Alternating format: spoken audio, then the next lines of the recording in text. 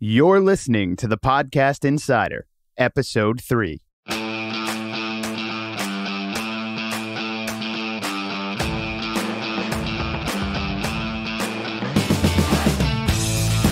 What's up, everybody? Devin here, executive producer with Devenio Podcast, and welcome to Episode 3 of the Podcast Insider.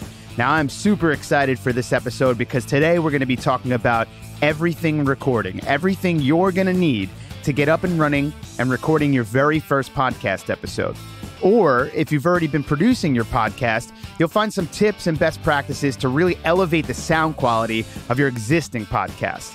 Now, today we're going to be joined by Matt Boudreau, who's been producing professional audio for over 25 years as a recording, mix, and mastering engineer.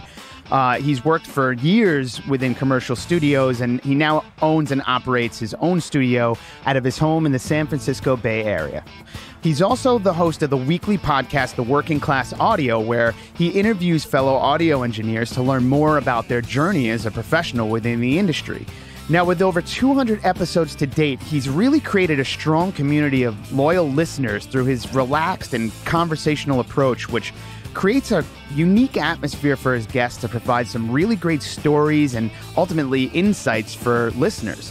I'm really excited to have him on the show, but before we get there, I thought this would be a really unique opportunity to talk about my recording rig and how I record these podcasts. And the reason for that is because I'm actually not at my home studio right now.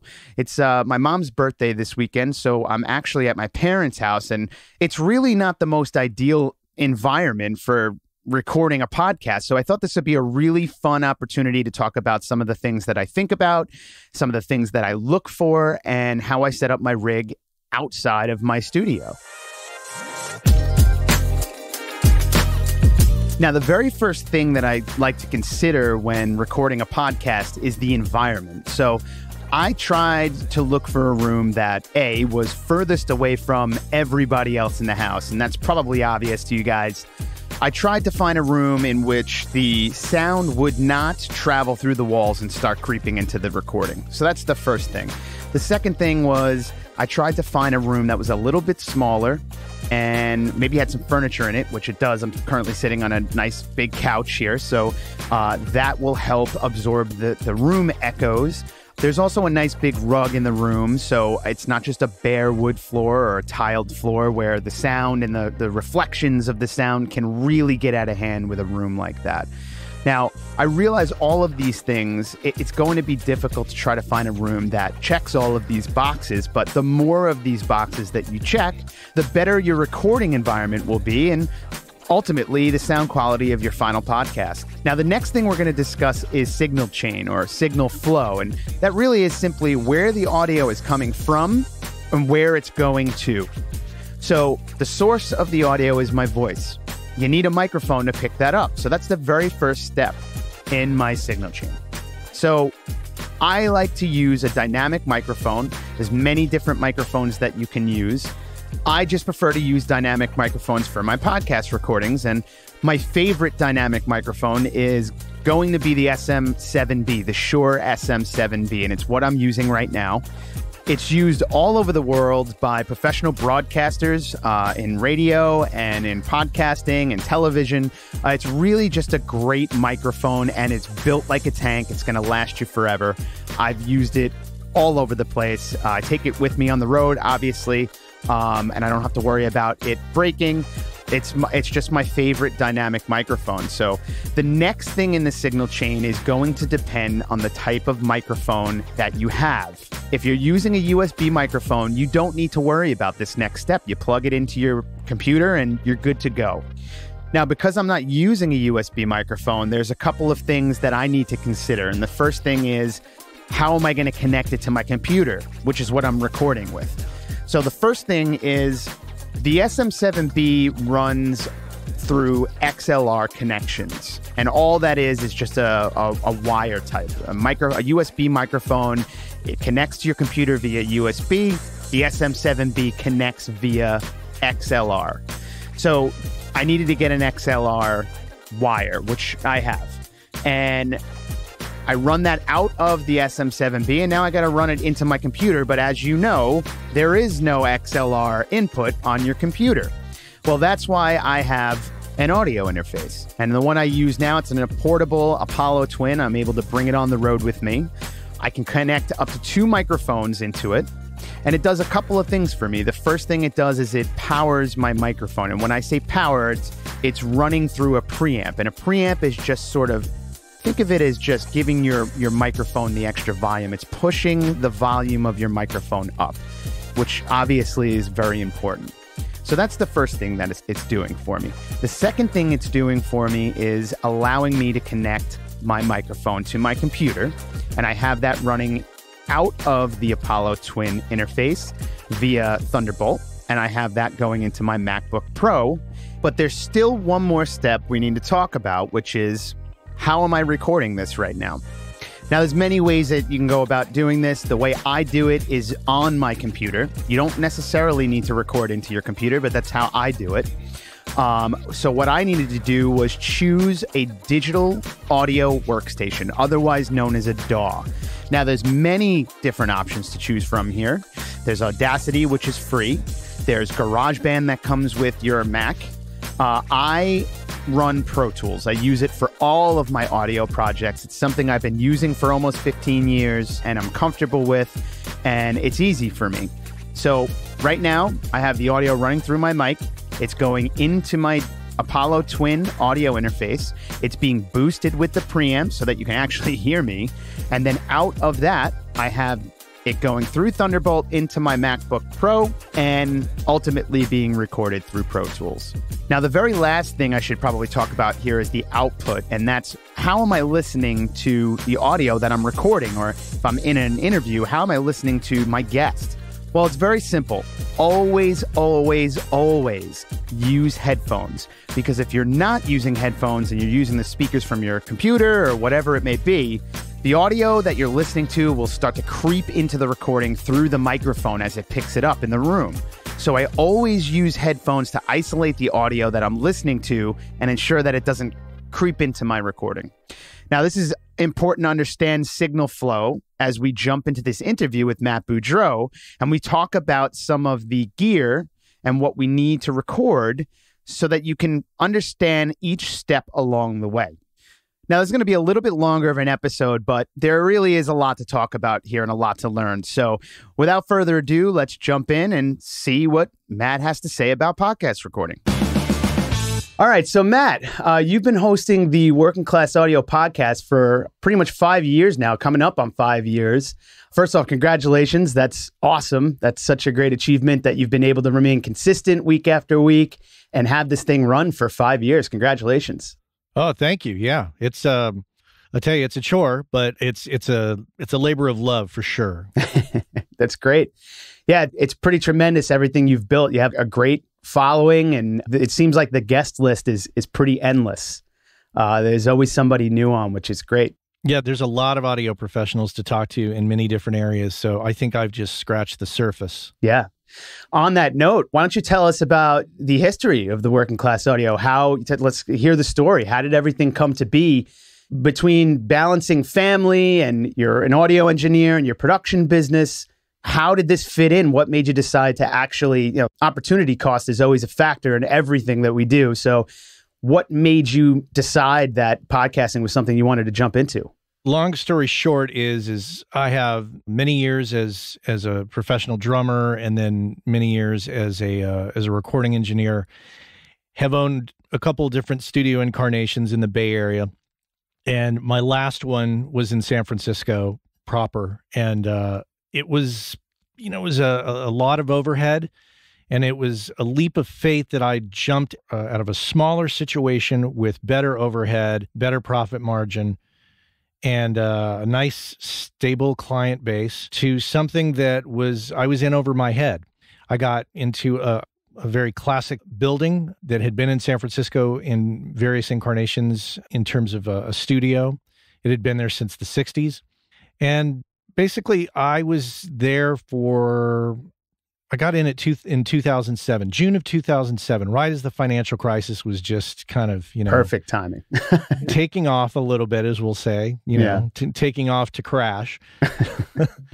And then I made a bunch of ridiculous financial errors, and I had illusions of grandeur or delusions of grandeur, however you want to say it. I was delusional, and I was not paying attention to what was happening with the economy. I had blinders on. I had my little fantasy about how a studio will be or should be, and I was just in the thick of it. I essentially jumped into a swimming pool in the deep end and was having a hard time swimming. So that was the start of it. And because of my bad decision-making, I put a lot of stress on my wife and my family. And I put a lot of stress on my business relationships because my financial obligations were not being met. Sure. And I got out. And my building partner, mastering engineer Michael Romanowski, I came to Michael. I said, "You know what, man? I cannot sustain this. This is not working. My relationship is on the rocks, and I need your help. I need to get off this lease, and we need to figure something out." And he was great. He said, "Okay, we'll figure it out. Family comes first. No problem. Let's do it." That's great. So we were able to find a replacement. I got out. I came home with all my equipment, figured out, okay, I need this. I don't need this. I began to sell stuff, and I whittled it down to what I really needed. So the start of Working Class Audio came as a kind of a point of self-reflection because I had to look at what I had done and how I had failed in my mind. And I said to myself, I have to come up with a less lofty way of doing this. I said, thinking to myself, I thought I have to come up with like a more working class way of doing this. And then I was like, oh yeah, it's like kind of a working class audio type of thing. And that's when, I started to think of this mentality before I thought of the podcast. And so I started to pay attention to like Dave Ramsey and learn some, new financial skills. And kind of grow up a bit, really improve my relationship with money as well. And that's when I thought to myself, what in the hell do other people do? Why is this so dang hard when you get to a certain level? And that's when I said, I need to create some kind of blog and just kind of document not only my reimagining my own perspectives on how to do audio and make a living, but also wanted to figure out what others do. And when I wrote the first couple blog posts, I hated it. I was like, oh my God, I don't know if I can handle writing all the time. I hate writing. So then, of course, I had almost like a duh moment. I was like, well, I'll do a podcast. And so that's how it started. And ironically, many, many years ago, when I was in my smaller studio, I tried my hand at podcasting. It was, early days of podcasting, and I just thought it was the coolest thing. But, I did it for like 5-6 episodes and was like, all right, whatever. This is the common tale in podcasting. Yeah. So when I came up with this, I was like, this time I have an agenda, a strong agenda, and a plan and a reason to want to do this. So I started it, did it 2 times a month for the first few months, and then got some advice on how to really do it. And then I changed it up to once a week. Oh, that's great. And full transparency, I've been listening for years. So I've definitely heard that story before. And I think it's such a unique story. And the reason why is because a lot of people feel like I want to start a podcast because I have some value to give to somebody, right? While you wanted to document your process, you also wanted to learn and you wanted to talk to these engineers and learn from them. And that's the reason why you started the podcast. I think that's such a unique case. It's something that you wanted to get insights from other professionals in the industry and learn from them. And that's where this kind of started. So that's fantastic. Yeah, I think the key thing there is that I wasn't coming at this as the smartest guy in the room. I was coming at this as the student. Yeah. Who almost like, part sage, part student, because I have a lot of experience. For sure. But there's just so much more to learn. That's fantastic. So going back again to the beginning, I have that great story. You said you started off going twice a month, you said, right? It was bi-weekly? Yep. Yeah. So twice a month. And then you said you spoke to some people that gave you some advice. what really stuck out to you as a teachable moment, let's say, when podcasting? So if you were to go back and do this again from scratch, what are some things that you would do differently, or you would tell folks when they're starting out, stay away from this or try to do it this way, things like that? So I have a lot of people call me and say, hey, so you've been doing this podcasting thing for a while. I'm thinking about doing a podcast. And, I think that there's a lot of people that I don't want to discourage anybody, but if you're going to do it, you have to understand that it's a commitment, because if you just do this as like, it's something that comes to you one week and then 3 weeks later you've abandoned it, obviously it's not for you. Your audience is expecting consistency from you. If you watch a television show, we'll throw something mainstream out there, like The Big Bang Theory. The Big Bang Theory was on for many, many years. Had it not been on at the times it said it was going to be on, nobody would watch it. Nobody would watch any show. When a show is announced and it sets a schedule, it sticks to the schedule no matter what. You've got to do that with a podcast. You have to be consistent. You have to treat it like a piece of modern day media.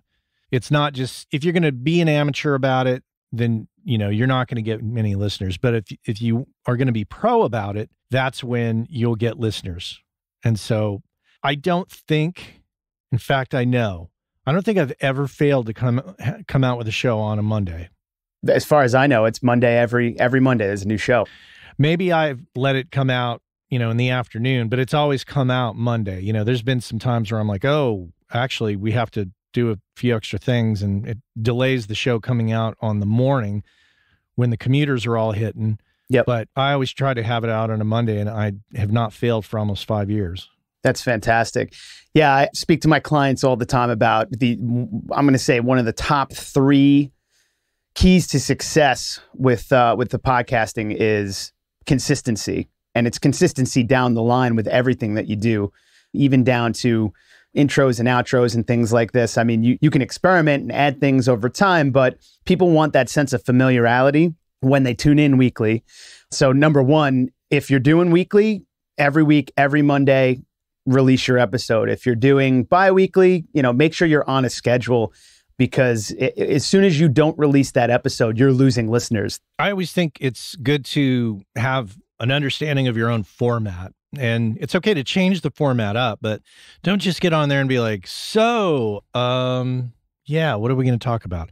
You got to have a plan. And admittedly, I've kind of gone on and talked about some stuff that may have bored some people, but all in all, I try to keep a plan together, and I go through different phases. I'm sure, like, if you go to the first 10 episodes, they do not, like, there's such a drastic change to the current episodes. Yep. It's kind of funny. I actually, semi-recently, I went through an audiobook phase, so I was listening to a few audiobooks. So the podcast listening on my morning commutes kind of subsided for a little bit. And when I came back, obviously I came right back to your podcast, and I noticed that there was a change in the format where you used to, you'd have your coffee, you got your coffee every morning, and you're running through what's new in the industry. But now you have like an official thought of the day sort of aspect to it, which I think is super cool. You kind of go on for lack of a better term, a rant on, yeah. So yeah, I tend to do that. Yeah. I get an idea and I'm like, you know what? I think I need to tell my audience about this. And it's usually in the spirit of trying to be encouraging, trying to be motivational, trying to provide some type of, I don't know, something that, maybe if you're an audio professional and you've been getting knocked down and having a rough time, I want you to listen to the podcast and get inspired to have, even if it's a 2-minute thing of me going, yeah, you need to do this. I want to be that voice that tells you to achieve what you want to achieve. Sure. A great example of how you can evolve your format over time. Going back to the episode cadence, I'm just curious how you go about that situation. Do you have a backlog of episodes or interviews that you do these interviews and then you kind of record your intros and outros so that you don't have to worry about getting that last minute interview in before the publishing? So how do you go about doing that? Well, in an ideal world, you pile up interviews, and I've been pretty good about it for a while, where I've got like conservatively 2 to 3 interviews ready to go. Sure. I've been failing at that recently.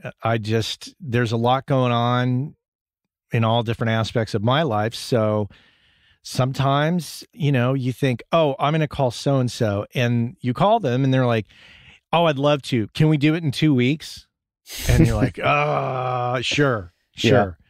And sometimes I feel rude calling people up saying, hey, can you come on Friday? Yep. Can I call you Friday? And I think that's not ideal. I need to be more prepared for that. Yeah, having the backlog is incredibly important, and I'm sure it takes a tremendous amount of stress off your life, and that helps you remain consistent. Going back to our lesson of consistency, it just makes that so much easier when you have everything sort of ready to go, and just now you just need to put in the placeholders, essentially. So yeah, because you will get into a position where you start to panic, because if by Wednesday I don't have a guest nailed down for the next show and I'm, living guest to guest, show to show, it's a little stressful, because if you've got just that one guest lined up and then they call you and say, hey, you know what, I got to reschedule, you're going to be like, yep. Oh. So you got to have at least 2 to 3 guests already recorded. And sometimes you can actually just schedule. That's another thing. If you just say, you know what, I'm going to schedule interviews on these days, you can do that consistently and get maybe 2 to 3 interviews done in a day. And there's 3 episodes right there if you've got 3 guests in one day that you've done an interview with. Yeah, that's fantastic advice. Real quick, going back, this actually wasn't something I was going to talk about, but I'm curious now from something you said earlier where you tried to write a couple of blogs when you first started out and hated it. Part of podcasting, there's a couple of different ways you can go about this, and I've talked about this in previous episodes, but you can write an entire script, or you can write an outline, or you can just wing it. I'm curious how you go about this, because your podcast is incredibly conversational, and I think that's valuable because that's what people want to hear. People tune in, they want to feel like they're in the room with you, just having a conversation with a down-to-earth guy. And that's sort of the vibe that you give on your podcast. And I'm just curious if there's any sort of written material or an outline that you follow to keep you on track, or how you go about doing that. Every single episode, with maybe a couple exceptions, has been off the cuff. I have some strange superpower where I can just get on a call with somebody and I could just go without any script whatsoever. And I think that could apply to pretty much any industry too. Occasionally I will, on somebody kind of heavy duty that I know is going to be a popular episode, like Butch Vig or Steve Albini for me, I'll take general notes, and I'll put up a music stand behind my laptop when I'm having these conversations. And, I'm looking at them on a video, on a, like Skype or Google Hangouts or something. And I'll put up this music stand behind the laptop with a bunch of little notes pasted to it with topics. That's cool. Because I don't want to forget, especially on a heavy duty guest, that you're never going to answer all the questions that all the guests want. And it cracks me up. I really, as you know, do not go into techniques or gear. Yep. And I laugh part of the time. And sometimes I'm just like, obviously they don't get it. When I see these comments from people on YouTube, when they're commenting when they're listening to the show on YouTube as audio only, they'll say, wow, that was a great interview. I really would have loved to hear about the kick drum sound on, Nevermind or whatever. It's just like, really? Come on. You obviously are just a drop in and do not understand this show. Well, on that note, let's dive into some gear talk. Let's talk some gear. Let's talk some gear. Yeah. So you've been an audio engineer, professional audio engineer for how long now? I would say professionally since 1994. Okay. A long time you've been doing this for. So, and that explains why your podcast is very well polished. Everything sounds great.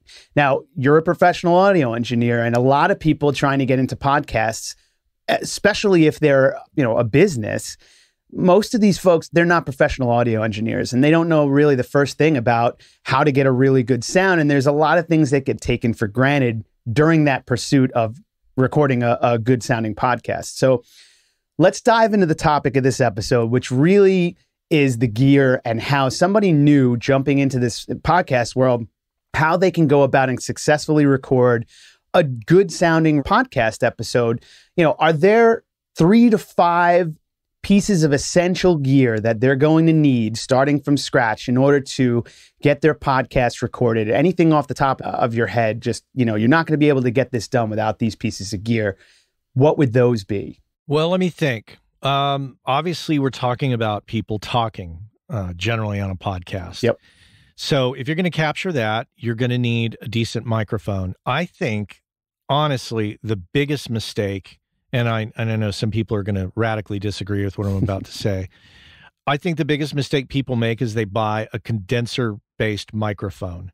Yep. Because a condenser microphone, for those that don't know, is a very sensitive piece of equipment in terms of its ability to capture a lot of nuance and detail. And that includes your kids upstairs, if you're in the basement. Plane passing overhead. My favorite, UPS trucks idling in the driveway. Yeah. The neighbor using the leaf blower. I mean, everything you don't want in there. They can sound good on the voice. So the answer to that is I think if you get yourself a good dynamic mic, all the manufacturers make a great dynamic mic that is suitable for broadcast. I've been using this Audio-Technica BP40 for years now, and I've tried some others, and they're cool, but I like how this works on my voice. Sure. So you got to have a mic, and if you want to keep it simple, you got to have a recording device, of course. And, I'm not endorsed by any of these companies, but I'll say that with the exception of Audio-Technica, who's a great supporter of mine. And they just came up with a couple of packages too. At AES in the fall, they unveiled they have a number, I think there's 4 different podcasting packages that they unveiled. So yeah, definitely check them out. Yeah, all the companies are doing that now because they realize podcasting is a thing, which everybody's slowly coming around to it. So you need a mic, you need something to record yourself. Now, if you record into your computer, that's going to introduce you to a digital audio workstation or a DAW. Yep. And that's going to come with a certain amount of complexity. You can go free with Audacity. You could go free with Pro Tools first. You can do it with a number of tools out there. Sure. Or you could get yourself a little recorder, like a Zoom recorder or a Sound Devices recorder, something like that, that is just a dedicated recorder, which is actually what I'm recording on right now, because it takes the stress of, is the computer actually capturing what I need it to capture? Let me actually check that right now. Okay, we're good. Yeah. Yeah. It's like a digital version of an analog recorder. It just, you hit record, you go, and it's done. It's on an SD card, which you can plug into a computer and or transfer over into a DAW and edit to your heart's content. Yep. So, that in a pair of closed back headphones, like we're both wearing right now. Would there be any disadvantage to using earbuds? Let's say you're trying to cut out on budget, let's just say. Would earbuds be a problem? Any potential issues there? I do have a pair of in-ear headphones. I have tried that, and it's a little weird because the bass buildup in the ear canal is a little disturbing when you hear your own voice back and you're creating almost like a feedback your loop whole body resonates. Yeah.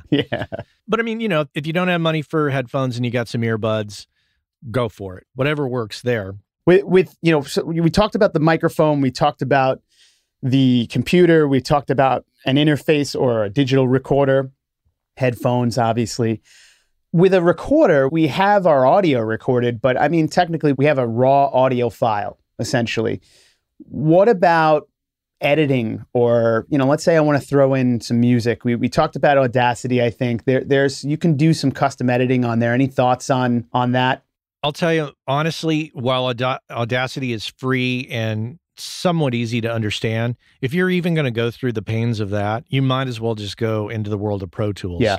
And the reason is is there is so much history and content and knowledge available for Pro Tools. So if you were to go on YouTube and you want to, how do I edit, or how do I crossfade, or how do I do whatever it is I'm going to need to do in Pro Tools, you're going to find it instantly, because it's just been around for so long. Yeah, that's great. A lot of people will say, well, I have a Mac and I see they have Logic and that's $200. I should just buy that.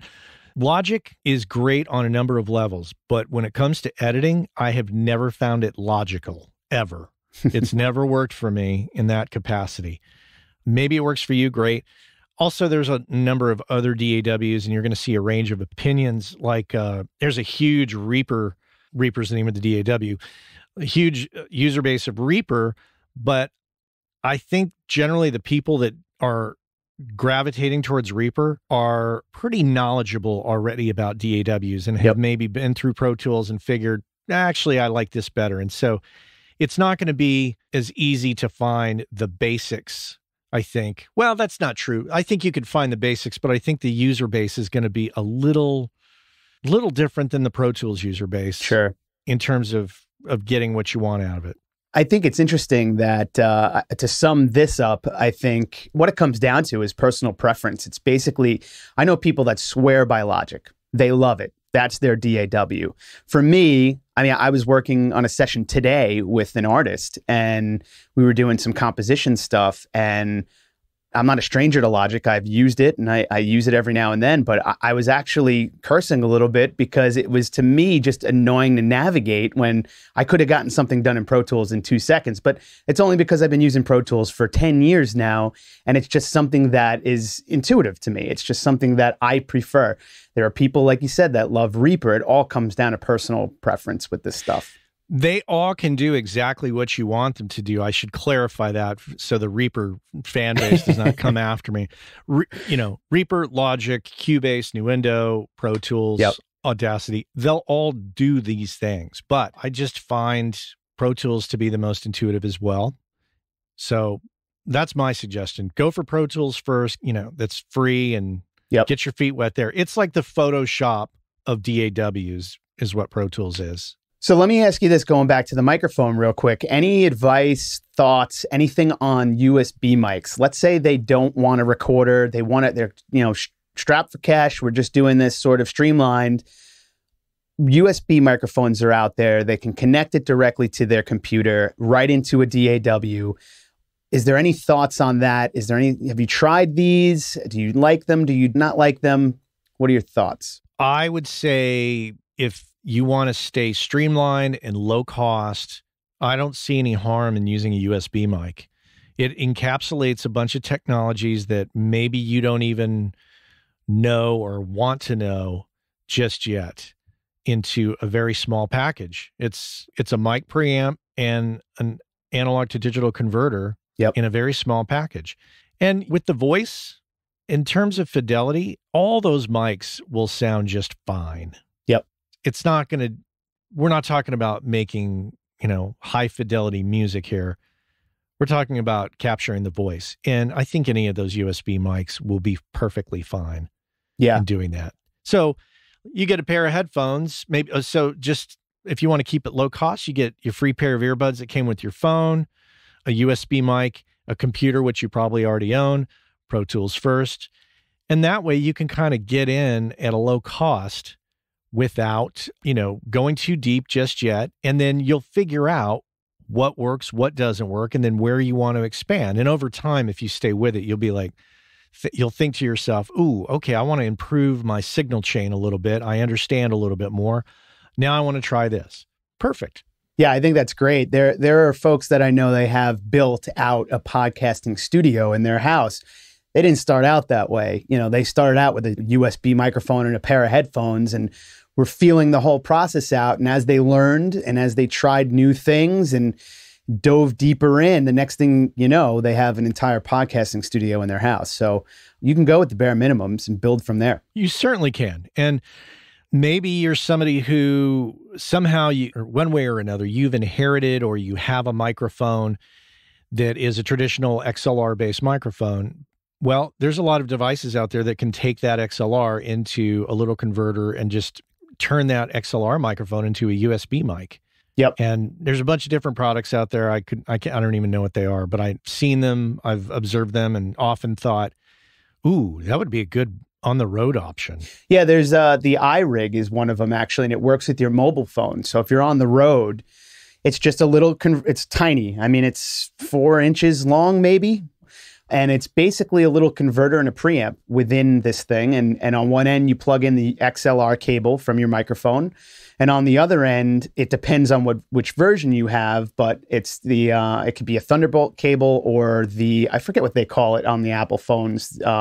The lightning cable? Yeah, and it goes right into your phone, and you can record interviews with the Notes app or whatever it is and actually use your XLR mic. So that's fantastic. Yeah. I mean, whatever works and whatever keeps it cost effective for you. So there are a couple of different scenarios when recording podcasts. I mean, you and I right now are over Google Hangouts recording this. There is the in-person recording where you have one or a group of people come down to your place and record there. And in that point in time, you're going to need to worry about multiple inputs, multiple mics, multiple people. And then you have the sort of on the road, I'm in a hotel room sort of thing. Or I think you had an episode this past week or a couple of weeks ago where you were in a courtyard at a cafe recording outside. So in these 3 different scenarios that I've just laid out, what are some things to think about? And I guess we could start with how we're doing this right now. Things that I try to tell my clients, and not that I want to jump in and take maybe one of your points, but turn off Dropbox because that's eating your bandwidth. People don't think of these things, and it's something that can interfere with your recording when you're trying to use your internet connection for it. Yeah, and I actually just looked up at the top bar on my Mac here just to see if Dropbox was running when you said that. Like, oh gosh. Yeah, sure. There's a number of considerations. I would say the number one consideration if you're interviewing somebody remotely in a public environment, be aware of what is happening around you. And I'm not talking just about pure noise. If there's music playing behind you, that's probably not going to be good if there's some commercial music that shows up in your podcast in the background that could give you some kind of copyright flag or create some potential headache for you. It also makes it hard for editing because people know the song and then they start to hear the edits, and that's when it becomes a real issue. Yep. So watch your environment. Just in the spirit of trying to get it right at the source, watch your environment. Make sure you're not in a cavernous environment where there's a lot of room noise. It sounds echoey or reverberant. There's a number of other things. If you're recording in coffee shops, what's the number one thing many coffee shops have? Espresso machines. They have coffee grinders, espresso machines with steamers, and they're steaming milk. There's a lot of very piercing sounds that will creep right into your recording and make them not enjoyable to listen to. And I've done some interviews at coffee shops where some of the sounds that kind of creep in, they're a little unavoidable if you choose to be in that environment. I've had people, walk by, just loud people, blah, blah, blah, blah. And I told Sally that blah, blah, blah. And you're like, people don't care if you're recording. Yeah. The public sphere is not your personal studio. So you're going to have to put up with some sounds. And I will say this, if you do find yourself where you're comfortable with your DAW, you might start to look into investing even a small amount of money into a product that many of us in the audio world know from a company called Isotope called RX. And there's different versions of it. I think there's an RX Elements that's inexpensive. And then it goes up in price to the pro level version, which I think is like $1,200. And it is like black magic, what RX can do. And I use a particular thing, even in my quiet environment here, I'll use it just in case. And it's Dialogue Denoise is what the name of the plugin is within that RX environment. You put it on auto, set the threshold, set the amount of reduction you want, and boom, it cleans up a lot of garbage. Absolutely. I don't know if you have experience on your own. I don't know if you've had experience with having multiple people in person recording, whether you've had that experience or not, just your general audio expertise, I'm sure you already have an opinion on how to set something like that up to avoid what we call crosstalk in the audio industry. Any advice there on if I'm going to have, let's start with two people. So 3 people in a room. I have 2 guests and it's just me hosting a podcast. They're all 3 of us in a room. You know, if one person talks, my mic's picking up on it and so on and so forth. So any advice on how to minimize that, because it's going to creep into your post-production and it's really going to make editing things difficult. Well, I mean, I don't think you can 100% eliminate that crosstalk or that bleed from one person into another mic 100%. But what you can do is you can minimize it greatly. And one way to do that, let's just start with 2 people, for example, across from each other. Sit across from each other. Don't sit right next to each other, because the pickup pattern of most microphones is a cardioid pickup pattern. Cardioid meaning, you know, like looks like a heart. It's kind of a strange looking heart. Yep. But in other words, the rejection of the mic on the rear of the mic is going to be greatest. So if you can position yourself so that you're looking at each other from across a table, it's going to be better. Also, if you get closer to your mic when you talk, you can, and you're wearing headphones, you tend not to yell. Yep. So you talk a little quieter, and that also reduces your voice bleeding into the other person's microphone. So if you have 3 people, set up in a triangle as best you can. Try not to have 2 people sitting right next to each other if possible.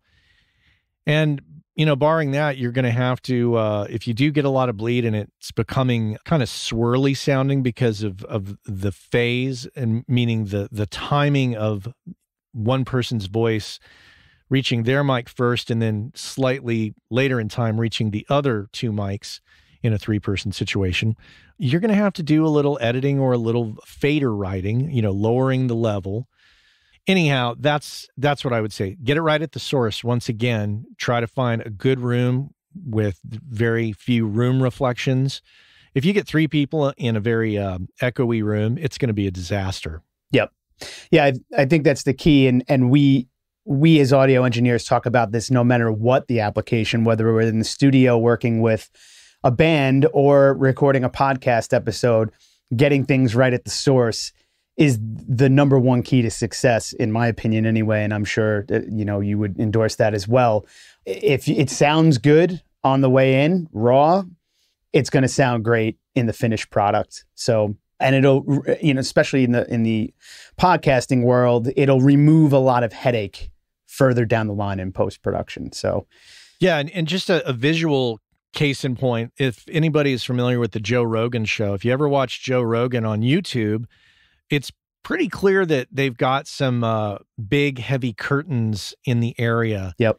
And the guests, you know, Joe and his guests are always seated across from one another. And that helps, you know, that show sounds great. Yep. And that is premeditated. It's something that they put a lot of thought into in order to get the best sound at the source. So that's a great example. You know, one other thing too, if, you know, maybe you're doing an interview in a environment where there's people in another room, if you can avoid that, it's really helpful, because I don't care how quietly people talk. If they're people, let's say there's people in a kitchen and you're in the living room and you're trying to do an interview, you're going to hear those other people in the kitchen talk. It's just going to make its way into your recording. So for those of you recording in your homes. Yep. Or in an office building, because there are a lot of companies that are recording in their office, and choosing the conference room or whichever room you're choosing to record in furthest away from the bullpen or wherever it is there are the most people, maybe that's the break room or the cafeteria or whatever it is, trying to choose the room that is furthest away from that.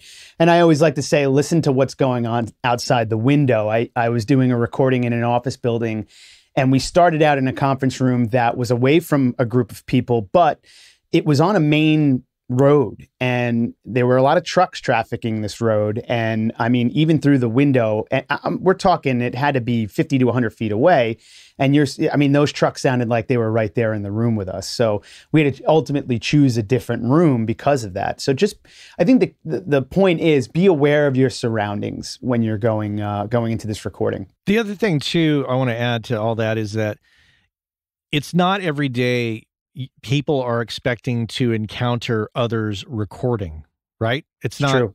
It's not a thing that people are doing every day that, oh, of course they're recording. We need to be quiet.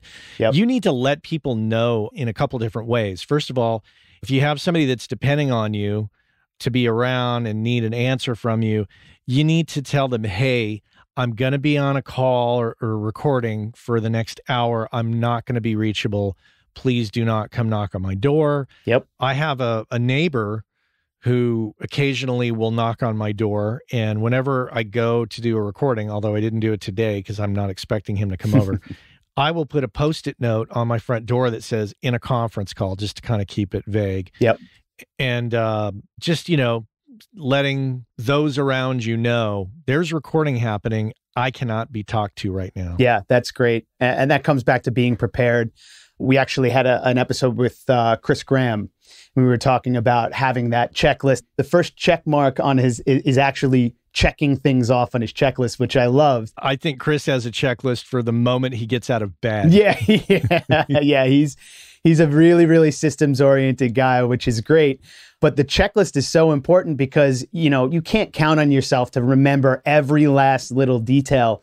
And even remembering just to let the other people in the office know or the house know or wherever it is you're recording that you are recording, sometimes that could slip your mind. So that would definitely be one of the things that I would put on that checklist and putting a sign up that you're recording. But you know what? You can do all that. You can plan to the nth degree and something will interrupt you. Something will happen. I have, as you know, as a listener of my show, I have a bulldog who weighs 84 pounds. And when he wants to go outside, he will stand at the front door and bark as loud as he can in a low, powerful bark. And I can't tell you how many recordings I have of me interviewing somebody, and in the background you hear, and you can add as much RX as you want. That's just going to cut through every time.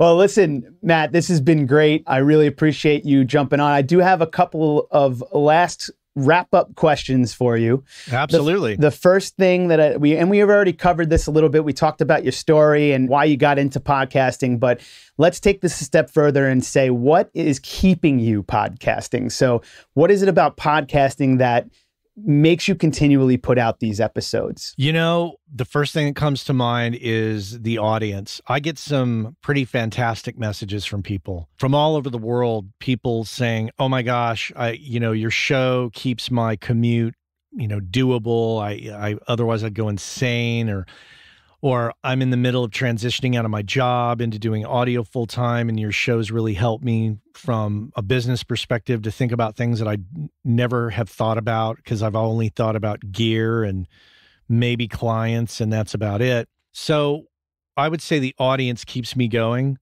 I read those emails sometimes and I'm just like, oh my gosh, this is amazing. I got to keep going.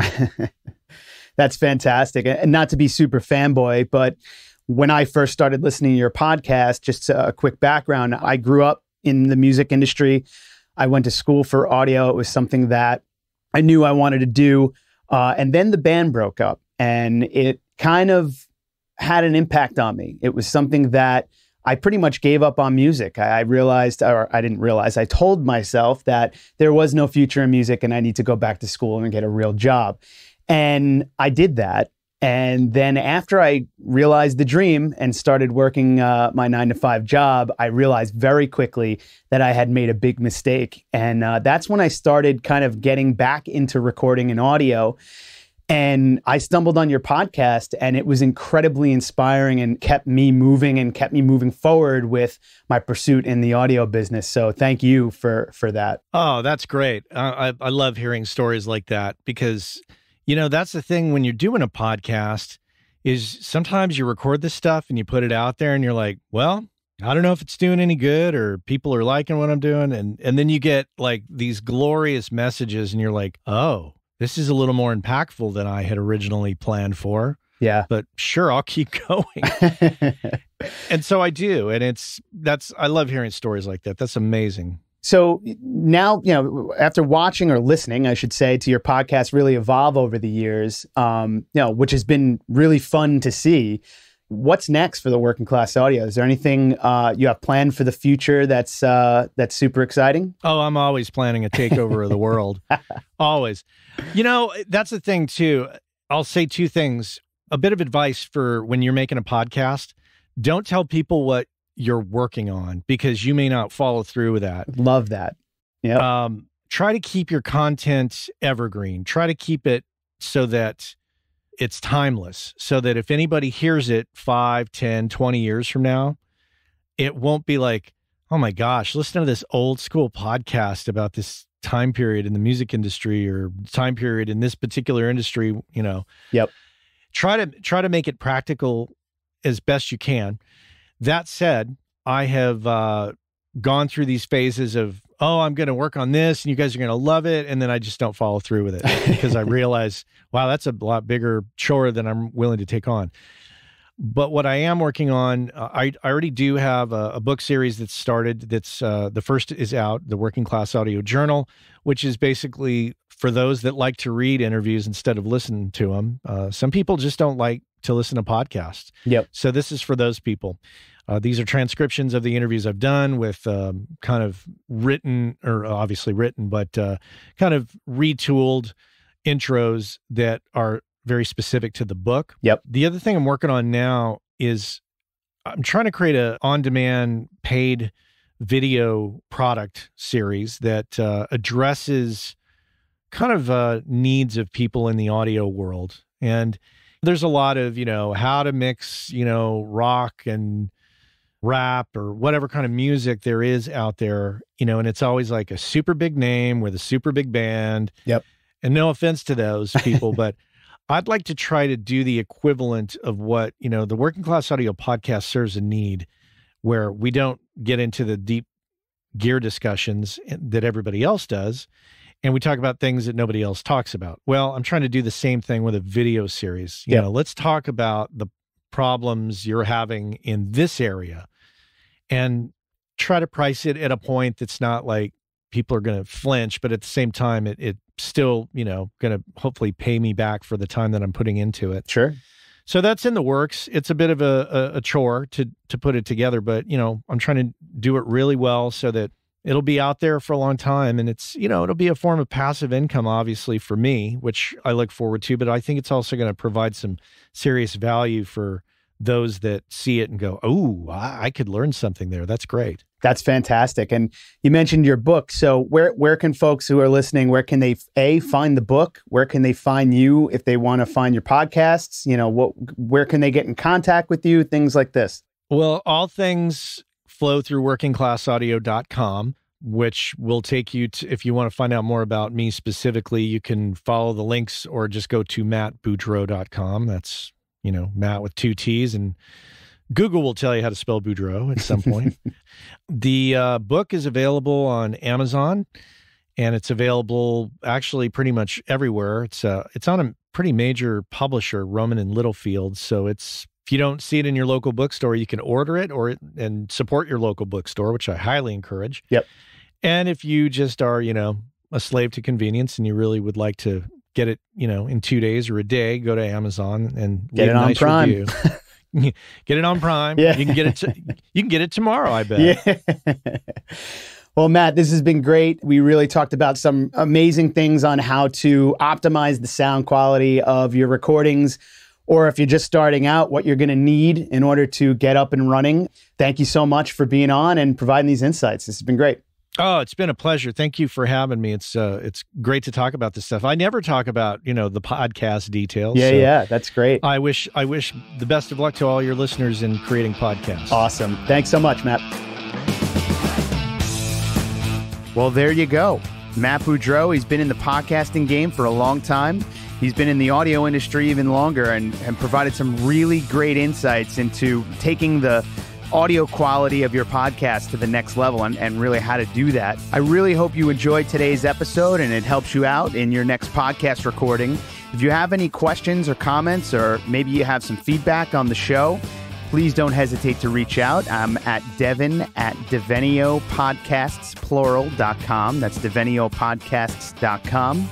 And please subscribe to the show. We're on Apple Podcasts, Google Podcasts, Spotify, Stitcher, Pocket Cast, you name it. We're all over the place. So be sure to subscribe so you don't miss an episode. And until next time, happy podcasting.